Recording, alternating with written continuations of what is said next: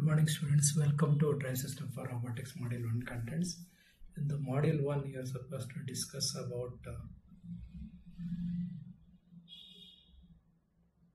introduction to drive system. Here you are supposed to learn about the structure of the drive system, necessity of drive system, different type of drive system.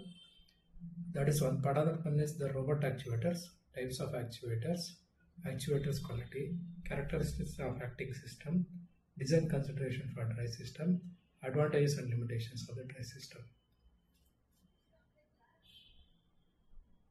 So what's a robotic drive system is? A drive system in a robot is the mechanism that provides motion and force to the robot joint. So by providing the input energy like electrical, hydraulic or pneumatic into the control mechanical motion required for performing tasks such as positioning, manipulation and locomotion. In robotics, the drive system works in coordination with actuators, transmission elements and control system to achieve precise movement of the robot joint. So a robot has got various joints where it has to have an input energy to go with the motion so that it has to do the desired work on the platform wherever it is going to work. So whether it has to do pick and place operation, whether it has to do material handling system, various operations what all it is to carry out, it needs the input energy. It may be electrical, hydraulic or pneumatic type. So these type of inputs are very much important to go with the controlled mechanical motions so that the required task is performed within the stipulated time with positioning, manipulation and locomotion. So all these elements are very much essential in the robotic drive system.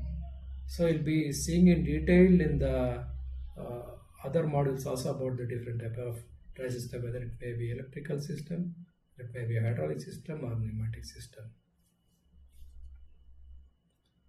What is the overall structure of a drive system? In the drive system you have a power source, actuator, transmission, sensors, controllers, end link or joint mechanism. So the power source, it may be electrical supply, it may be compressed air source, it may be a hydraulic pump.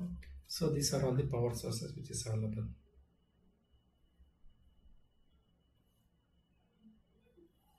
So actuator is convert energy into mechanical motion. So by making forward and backward motion, the required work is achieved by using the robot. So there are various type of transmission system where we do by using the robot. It is the gear, belts, chains, lead screws, harmonic drives. There may be the different type of sensors which is used to check the position, velocity and torque sensors. So the position, velocity and torque, it is very much necessary so that all the actions and motions which have been run by the drive system, that sensor has to sense and give the feedback regularly so that it has to do the required work at the required time. So if it is a controller, it has to send control signals to the actuator. So the control signals what all it is sent by the controller, it is meant for the required motion to be achieved, necessary corrections to happen at the workplace, and to control the overall sequence of operations which is going to be carried out at the workplace. So end link or the joint mechanism produce desired motion of robot arm or tool. So joint mechanism in here, it may be connected with the different type of motors based on the link or the joint mechanism which it has to be moved further. So the initiations has to be done by using motors, electric motors based on the joint mechanism. So further we will see what is the necessity of the drive system in a robot is to produce the motion in the robot joint. So what are the motions it has to be done in the robot joints? It has to be done. It has to control speed, torque and position. So by doing the drive system, we will be able to for what all the speed we generate, the required motion has to be achieved. So what all the torque it has to be produced, it has to be done. So what all the work has to be done, it has to be positioned properly. Next is to enable accurate and repeatable movements. So what are the work we do, that must be accurate and the movements must be repeatable. To handle payload and external forces, so to handle the additional payload and external forces, it is very easy. Further, to ensure smooth and stable operation, so what all the operations we do, it must be smooth and stable, and there mustn't be too fast or too slow, or it may be unstable operation mustn't happen. So further, to convert low power control signal into high power mechanical action, it is possible by using the drive system. So without a drive system, a robot cannot perform any physical task.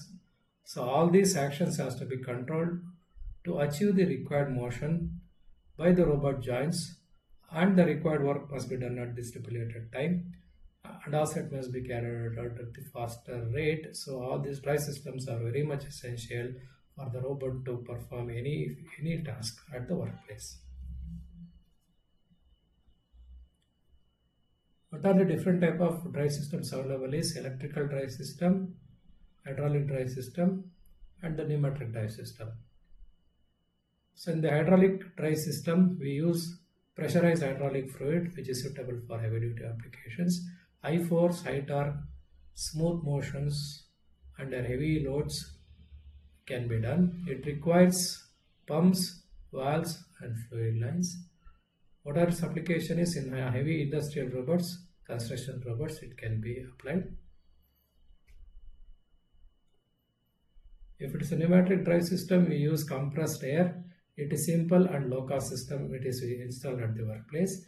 So what is the advantage of using a pneumatic system is it gives fast response. For what all the input you give, it gives a fast response. So low force capability it has got, means it did not add an extra force on the existing system to carry out the drive system.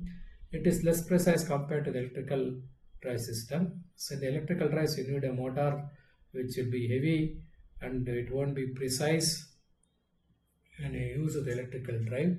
But with the pneumatic drive system, it is possible to achieve the required drive.